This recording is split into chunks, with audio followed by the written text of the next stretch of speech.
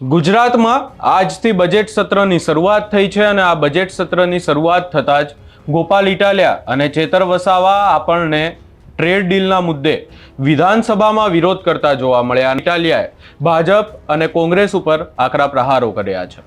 શું છે સમગ્ર મામલો, વિગતે ચર્ચા કરીશું. નમસ્કાર, હું છું ઉજ્જવલ અને આપ જોઈ રહ્યા છો નિર્ભય ન્યૂઝ. ગુજરાતમાં આજથી વિધાનસભાના જે બજેટ સત્ર છે એની શરૂઆત થઈ અને ગોપાલ ઇટાલિયા અને ચેતર વસાવા આપણને વિધાનસભામાં ભારત અને અમેરિકા વચ્ચે જે ટ્રેડ ડીલ થઈ છે એ વાતને લઈ અને વિરોધ કરતા જોવા મળ્યા. ગોપાલ ઇટાલિયાએ હવે આખી બાબતને લઈ અને વિધાનસભામાંથી એક નિવેદન પણ આપ્યું છે અને ગોપાલ ઇટાલિયા દ્વારા અહીંયા સ્પષ્ટ વાત કરવામાં આવી છે અને કહેવામાં આવ્યું છે કે આખી બાબતને લઈ અને જે અમેરિકા અને ભારતની ટ્રેડ ડીલ છે આ બાબતને લઈ અને રાજ્યપાલે પોતાના જે અભિભાષણ છે આ મુદ્દે કોઈ પણ પ્રકારે ચિંતા વ્યક્ત નથી કરી. વધુમાં આ સમગ્ર બાબતને લઈ અને ગોપાલ ઇટાલિયાએ કોંગ્રેસ અને ભાજપ પર પણ આકરા પ્રહાર કર્યા છે અને શું કહ્યું છે સૌપ્રથમ એ સાંભળી લઈએ. ચૂંટણી માટે થઈ જ્યારે જાહેરાત થઈ ત્યારે નોટાની માંગણી કરી કે ભારતમાં બધી જ ચૂંટણીઓમાં નોટા છે તો ઉપાધ્યક્ષની ચૂંટણીમાં નોટા કેમ નહીં? અમારે કોઈને મત નથી આપવો, ભાજપને નથી આપવો, કોંગ્રેસને નથી આપવો. શા માટે આપવાનો? અમારે નોટામાં મત આપવો છે, અમારે અમારો વિરોધ નોંધાવવો છે કે અમને તમે બંને પસંદ નથી. તો આજે અમને નોટાનો ઓપ્શન આપવામાં આવ્યો નથી એટલે અમે ચૂંટણી પ્રક્રિયામાં ક્યાંય જોડાયા નથી. ઉપાધ્યક્ષની ચૂંટણી ભાજપ પક્ષના પૂર્ણેશભાઈ જીત્યા છે, એમને શુભેચ્છા, પણ અમે ક્યાંય એમાં જોડાયા નથી. आज कांग्रेस आज विधानसभा में उपाध्यक्ष के पद के लिए चुनाव था. हमने पहले से तय किया था आम आदमी पार्टी ने कि हम इस चुनाव में हिस्सा नहीं लेंगे, क्योंकि जब सदन में पॉलिटिकल पार्टी की स्ट्रेंथ साफ साफ है कि बीजेपी के पास 150 से ज्यादा विधायक है और विपक्ष के पास नंबर नहीं है, फिर भी कांग्रेस पार्टी ने अपना कैंडिडेट खड़ा किया. मान लो अगर इस चुनाव में हम भी शामिल हो जाते और कांग्रेस पक्ष के कोई 2 विधायक अगर बीजेपी को वोट दे देते, फिर तो आरोप हम पे लग जाता कि आम आदमी पार्टी वाले ने नहीं दिया. और इसलिए आरोप से बचने के लिए, और जब पोजीशन साफ है कि बीजेपी का उपाध्यक्ष बन ही रहा है, उनके पास नंबर है, इनफ नंबर है, फिर क्यों इस चुनाव में जाना है? हमने आज सदन में जब चुनाव की घोषणा माननीय अध्यक्ष महोदय ने करी तब हमने मांग रखी कि हमें नोटा का ऑप्शन दिया जाए, लेकिन हमें नहीं दिया गया. सदन के नेता सारे हंसने लगे कि नोटा कहां से आ गया. जब देश की लोकसभा में नोटा है, ग्राम पंचायत में नोटा है, तालुका पंचायत, महानगर पालिका, सारे चुनाव में नोटा है, तो विधानसभा के चुनाव में नोटा क्यों नहीं होगा? हम क्यों जबरदस्ती बीजेपी या कांग्रेस को वोट देंगे? अगर किसी को नहीं देना है तो हम नहीं देना चाहते, लेकिन हमें नोटा नहीं दिया गया और इसलिए हम उपाध्यक्ष के चुनाव से दूर रहे और हमने किसी को वोट दिया नहीं. Thank you. चर्चा तो खबर अंतर, समाचार, राम राम, કેવું છે કેવું નથી, માર્ગદર્શનની આપ લે વગેરે વગેરે, કોઈ ખાસ વિશેષ ચર્ચા છે નહીં.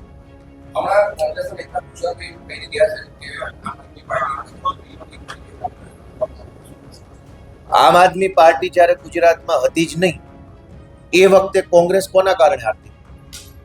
30 વર્ષ સુધી કોંગ્રેસ પાર્ટી બીજેપી સામે ટક્કર નથી લઈ શકી, ચૂંટણી નથી જીતી શક્યા. 30 વર્ષ અમારા જન્મ પહેલાના આ લોકો હારતા આવે છે.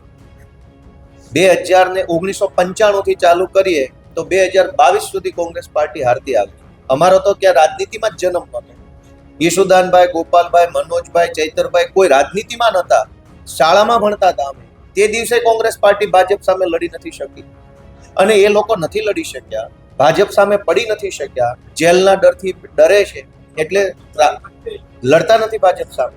ત્યારે જ તો અમારે રાજનીતિમાં આવવું પડ્યું. 2002 તો હું પ્રાથમિક શાળામાં હતો, 2006 માધ્યમિક શાળામાં હતો. એ વખતે કોંગ્રેસ પાર્ટી શું કરતી?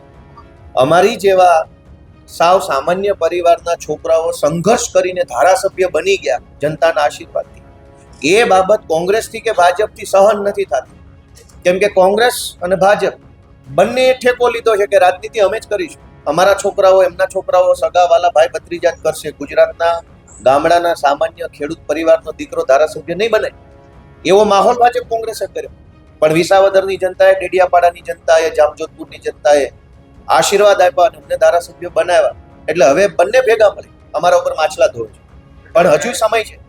અમારા ઉપર આરોપ કરવાના બદલે કોંગ્રેસ પોતાનું કામ કરે, ભાજપ પોતાનું કામ કરે તો જનતા એમને હજુ પણ આશીર્વાદ આપશે. બાકી અમારા ઉપર માછલા ધોશે તો કોંગ્રેસ ભાજપનો કોઈ ફાયદો નથી. એટલે ઉપાધ્યક્ષની જે પદ હતું ને એના માટે ક્યાં કોંગ્રેસ विधानसभा का बजट सत्र चालू हुआ उसका पहला दिन था। सबसे पहले मैं अपने मत क्षेत्र विसावदर विधानसभा के सारे किसानों, सारे मतदाताओं का बहुत बहुत धन्यवाद प्रकट करूंगा कि उन लोगों ने मुझ जैसे एक छोटे से बच्चे के ऊपर अपना आशीर्वाद देकर के विधायक बनाया और इस गौरवशाली भवन में बैठने का मौका दिया। मेरे जीवन में मैं सबसे पहली बार ये बजट सेशन अटेंड कर रहा हूँ। मैं खुद भी बहुत रोमांचित हूँ, उत्सुक हूँ सारे कामकाज को देखने के लिए, सीखने समझने के लिए और उसमें पार्टिसिपेट करके गुजरात की जनता के लिए बेस्ट से बेस्ट मुद्दे उठाने के लिए मैं उत्सुक हूँ। आज गुजरात की विधानसभा के बजट सत्र के पहले दिन सबसे पहले राज्यपाल महोदय जी का अभिभाषण हुआ और उसके बाद सदन के नेता माननीय मुख्यमंत्री महोदय जी ने सदन के अंदर शोक प्रस्ताव रखा, जिसमें हमारे विसावदर के पूर्व विधायक स्वर्गस्थ धीरजलाल फूलाभाई रिबड़िया जी को श्रद्धांजलि देने का प्रस्ताव लाया गया। उस प्रस्ताव के ऊपर मैंने अपना वक्तव्य रजू किया और स्वर्गस्थ धीरज भाई को मैंने अपनी श्रद्धांजलि व्यक्त करी। आज सबसे बड़ी दुख की बात ये रही कि पिछले दिनों में भारत सरकार ने अमेरिका के दबाव में आकर के अमेरिका से एक तरफा व्यापार संधि करी है, ट्रेड डील किया है। उस व्यापार संधि में भारत का कोई फायदा नहीं है और अमेरिका का फायदा ही फायदा है। इस तरीके की एक तरफा ट्रेड डील अमेरिका के दबाव में भारत की सरकार ने, बीजेपी की सरकार ने करी है, उसका हमने पुरजोर सूत्रोच्चार करके विरोध किया।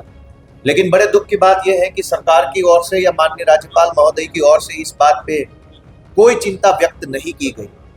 अमेरिका के साथ जो ट्रेड डील हुई है उसमें अमेरिका से सस्ता दूध, सस्ता कपास, सस्ता सोयाबीन, सस्ती सारी जो कृषि उत्पाद है वो सारा सस्ता कृषि उत्पाद अमेरिका से टैक्स फ्री होकर के भारत के बाजारों में आएगा। तो भारत के किसानों ने जो अनाज पकाया है, जो कपास पकाया है, जो दूध प्रोड्यूस किया है, उसका क्या होगा?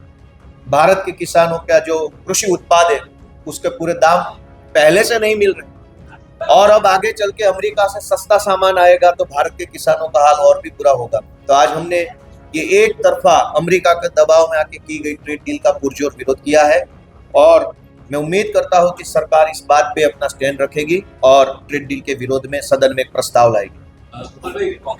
વિધાનસભાના બજેટ સત્રનો પહેલો દિવસ હતો।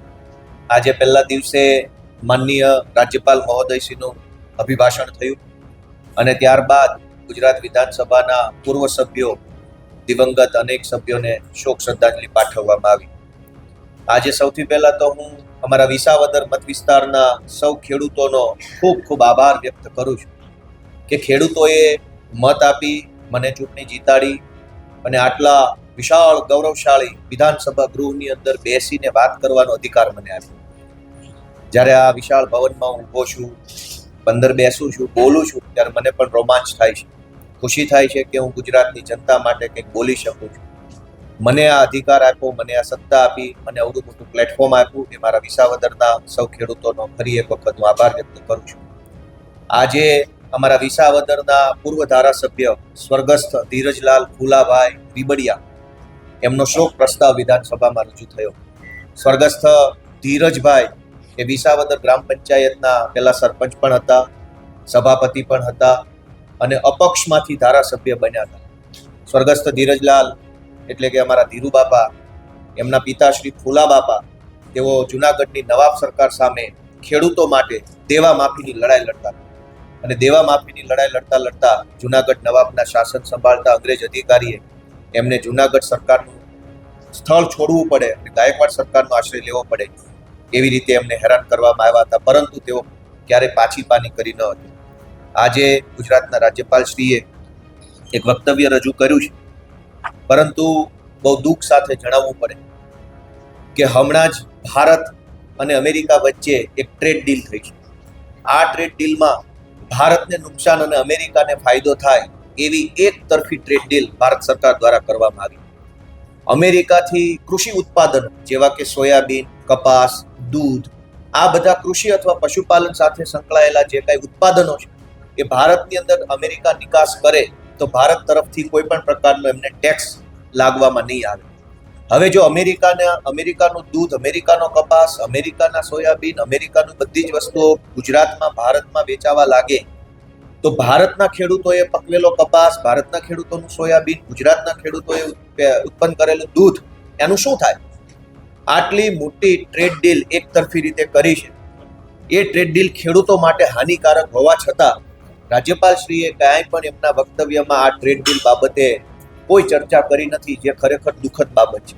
ગુજરાત મહદઅંશે ઉદ્યોગ અને મુખ્યત્વે ખેતી સાથે સંકળાયેલું રાજ્ય છે. જો ગુજરાતના ખેડૂત સમૃદ્ધ નહીં હોય, ખેડૂત સુખી નહીં હોય, તો ગુજરાતનો કોઈ માણસ સુખી નહીં થઈ શકે.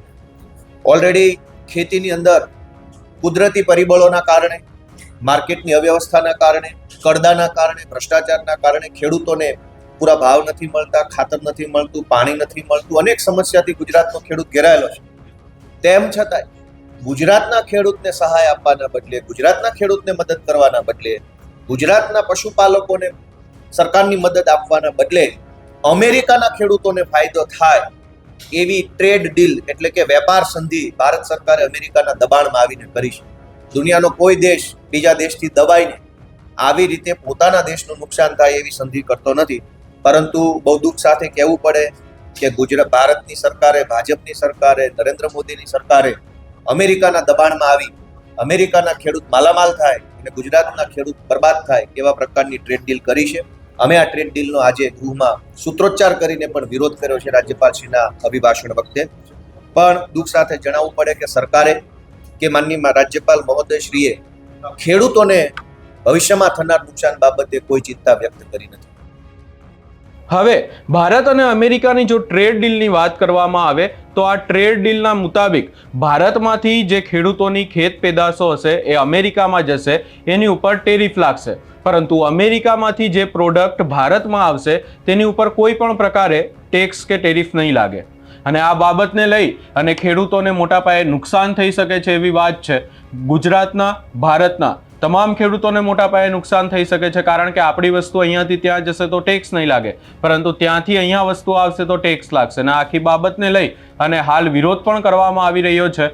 ગોપાલ ઇટાલિયા, ચેતર વસાવાએ વિધાનસભા ગૃહમાં પણ જ્યારે બજેટ સત્રની આજની ચર્ચા શરૂ થઈ એના પહેલા પણ વિરોધ કર્યો હતો અને હવે ફરી એકવાર આખી બાબતને લઈ અને ગોપાલ ઇટાલિયા મેદાને આવ્યા છે. આ સમગ્ર બાબતે તમારો શું અભિપ્રાય છે એ અમને કમેન્ટ કરી જરૂર જણાવશો. અમારી ચેનલ નિર્ભય ન્યૂઝને લાઇક, શેર, સબસ્ક્રાઇબ કરવાનું ભૂલશો નહીં.